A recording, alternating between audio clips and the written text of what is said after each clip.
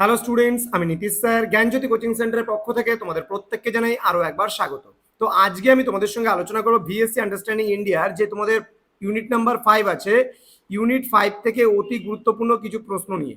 আমি ইউনিট 5 থেকে আজকে আলোচনা করব অতি গুরুত্বপূর্ণ কিছু প্রশ্ন নিয়ে। তোমাদের প্রত্যেকটা লেসন থেকে আসবে, তার মধ্যে এটা সাজেশনস বলতে পারো, একেবারে সাজেশন ওয়াইজ খুবই গুরুত্বপূর্ণ প্রশ্নগুলো নিয়ে আলোচনা করবো। একদম 100% কমন কিন্তু এমসিকিউ এর মধ্যে থেকে এই দুটো পিডিএফ আছে আমাদের, এই দুটো পিডিএফ নিয়ে আজকে আলোচনা করব।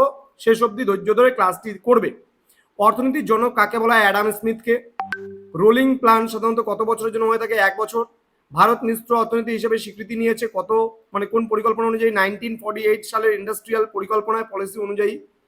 দেন বলছে মিশ্র অর্থনীতি বলতে কি বোঝায়? সরকারি ও বেসরকারি ক্ষেত্রে সহাবস্থানকে গরিবি হটাও স্লোগান দেওয়া হয় পঞ্চবার্ষিকী পরিকল্পনার সময়। খুবই গুরুত্বপূর্ণ। ভারতের পরিকল্পনা কমিশন গঠিত হয়েছিল কবে? 1950-তে। ভারতের প্রথম পঞ্চবার্ষিকী পরিকল্পনার প্রধান লক্ষ্য কি ছিল? কৃষির উন্নয়ন। পরিকল্পনা কমিশনের প্রথম চেয়ারম্যান কে ছিল? জওহরলাল নেহরু। নেক্সট, দ্বিতীয় পঞ্চবার্ষিকী পরিকল্পনার সময়কাল কত ছিল? 1956 থেকে 61। নীতি আয়োগ কবে প্রতিষ্ঠিত হয়?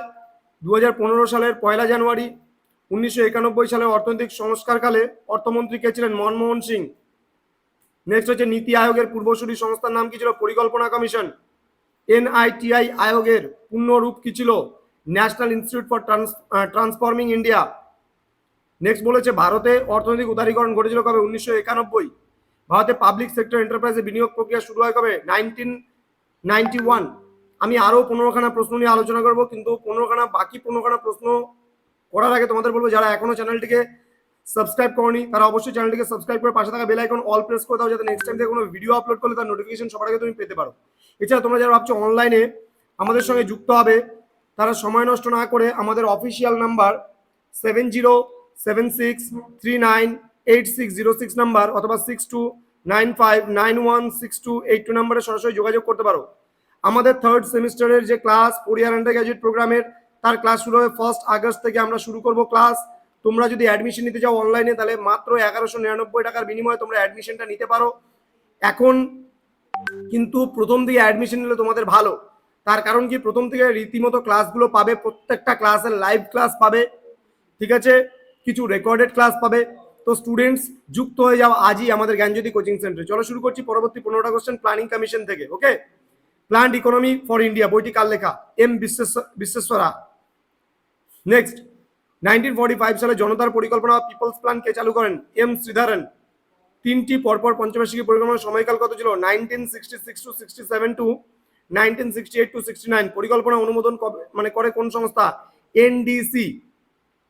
নেক্সট, জনতা সরকার আসার ফলে কত সালে পঞ্চম পঞ্চবার্ষিকী পরিকল্পনা শেষ হয়? 1974 এর 31 মার্চ। অধ্যাপক পিসি মহলানবিশ কোন পরিকল্পনার রূপকার? দ্বিতীয়। রোলিং পরিকল্পনার বা রোলিং প্ল্যান এর সময়কাল কত? 1978 টু 80। নবম পঞ্চবার্ষিকী পরিকল্পনার কৃষিক্ষেত্রে বার্ষিক বৃদ্ধির হার কত ছিল? 2.1%। নেক্সট, দশম পঞ্চবার্ষিকী পরিকল্পনায় বার্ষিক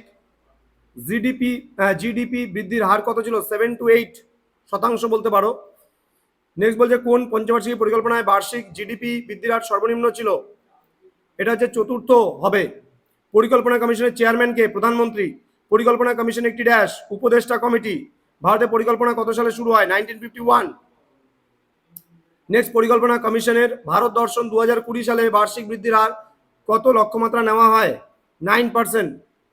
1916-17 সালে ভারতের লিঙ্গ অনুপাতের লক্ষ্যমাত্রা কত ধার্য করা হয়েছে 11তম পরিকল্পনা কমিশনের মতে? 950। তো স্টুডেন্টস, এই ছিল আজকের ক্লাস। ইউনিট 5 থেকে তোমাদের মোস্ট ইম্পর্টেন্ট কোশ্চেনগুলো নিয়ে আলোচনা করা হলো। তোমাদের বলবো, যারা এখনো পর্যন্ত আমাদের অফিসিয়াল ইউটিউব চ্যানেলটিকে সাবস্ক্রাইব করনি, অনেক উপকার লাগবে আগামীতে তোমাদের। তো চ্যানেলটিকে সাবস্ক্রাইব করে আমাদের পাশে থাকো, সঙ্গে থাকো, বন্ধুদের সঙ্গে ভিডিওগুলো শেয়ার করো, যেন প্রত্যেকের কাছে আমাদের ক্লাসগুলো পৌঁছাতে পারে, যেন আমরা আরও বেশি বেশি পরিমাণে তোমাদেরকে সাহায্য করতে পারি।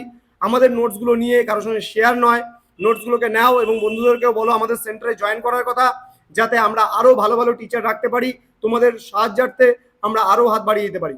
দেখা হচ্ছে খুব তাড়াতাড়ি পরবর্তী ক্লাস নিয়ে, পরবর্তী পার্ট নিয়ে। তোমরা প্রত্যেকে ভালো থেকো, সুস্থ থেকো। Thank you so much. Thanks for watching. After all, thank you.